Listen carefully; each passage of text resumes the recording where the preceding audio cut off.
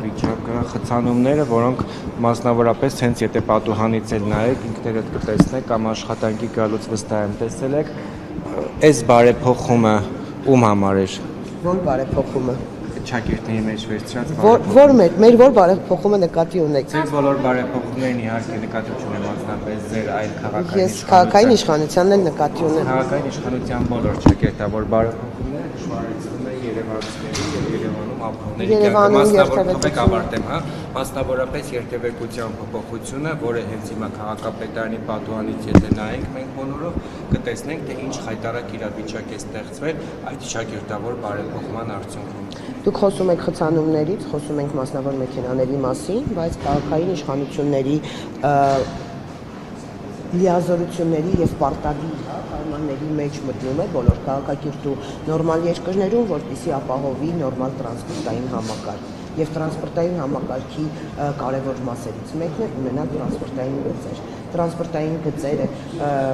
տրանսպորտով օգտվող քաղաքացիների եւ այո մեքենաներով օգտվող քաղաքացիների շահերը երբեմն ինչ-որ բաներում իրար հակասում են։ Մենք փորձում ենք ստեղծել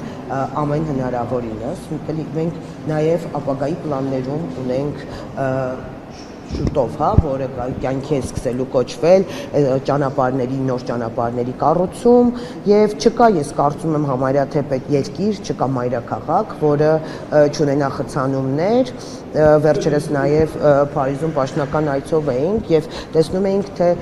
ինչքան են քաղաքակիրթ երկրները տալիս հասարակական տրանսպորտին, հեծանիվներին ավելի շատ տեղ, քան թե մեքենաներին։ Այս պահի դրությամբ Երևանը եւ Երևանի ճանապարհները,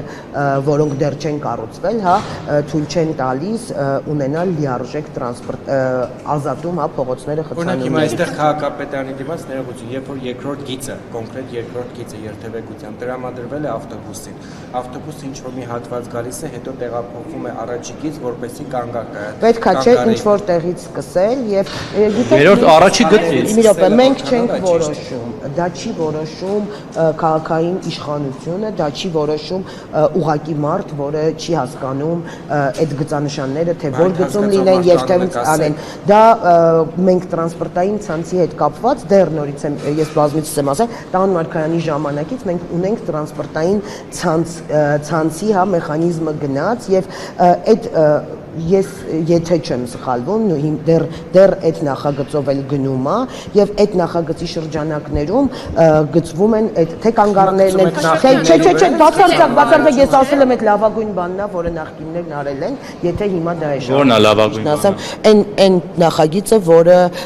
արել էր եւ Հայկ Մարությանը որը եկավ ու կանգնացրեց Ո՞ր նախագիծը տեսեք մենք հիմա խոսում ենք բանի մասին Գնանք Տիկին Խաչատյան ստեղ երթևեկություն ծանրաբեռնված է այդ տրամաբանության համար որ մեջտեղի գծով է ավարտեմ շարունակեք հարցը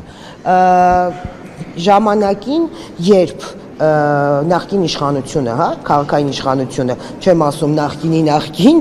օրինակ Հայկ Մարությանի ժամանակ, երբ Լույս խմբակցությունն ասում էր այն տրանսպորտի բարեփոխումների շարքը, որը նախ սկսել էր Տան Մարգարյանը, այդ կետից շարունակեք, պարոն Մարության։ Պարոն Մարությանը դրա տակ սկսեց կոռուպցիոն ռիսկեր նայել, եսի մինչեր նայել եւ կանգնեց 5 տարի կանգնած է եղել process-ը տրանսպորտի նոր համակարգի դրման եւ այն ինչ հիմա արվում է դա այսպես ասած զրոյից նորից սկսվել է նորից սկսել ենք մենք զրոյից եւ դրա համար ժամանակ է պետք այո երբեմն կլինեն նաեւ այդ ճանապարհին խոչընդոտներ կլինեն նաեւ խոչընդոտող բաներ այո ցանկացած պարագայում մի քանի տեղ արդեն օրինակ Հերացի փողոցում էլի տես գծեցիք հետո հանեցիք ավտոբուսի գիծը Ես տրանսպորտի մասնագետ չեմ եւ այն հարցերը ինչ տալիս եք նորից եմ ասում սա խիստ մասնագիտական է եւ մասնագետներն են որոշում որոնք են գծերը հասնում եք այստեղ այս նոր փոփոխությամբ դուք կողմնորոշվում եք ոնց պիտի գիտեք ցանկացած փոփոխություն որը նաեւ անում են գայի կողմից բան առաջին իսկ պահին վարորդները դժվար են այն ինչի սովոր են, սովոր չեն։ Հետո արդեն հասկանում են ոնց է պահանջում այդտեղ երթևեկությունը։ Նա մարդիկ ասել էին բարդացրեք մեր կյանքը դրա համար են արել։ Մենք մարդկանց կյանքը չենք բարդացնում, ընդհակառակը մենք հաստատել այս պահին բարդ իրավիճակ։ Նորից եմ ասում, երևանցիների շուտով կլսեք նաև այն քաղաքացիների օրհնանքները, որոնք օգտվում են տրանսպորտից։